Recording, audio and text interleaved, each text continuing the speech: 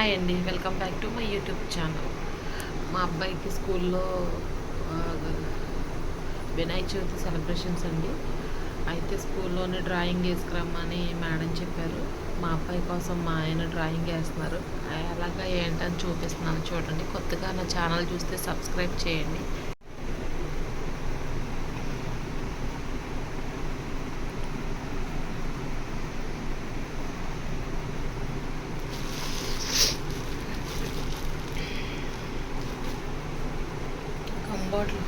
గంబాట్లు తతుకుతాయా?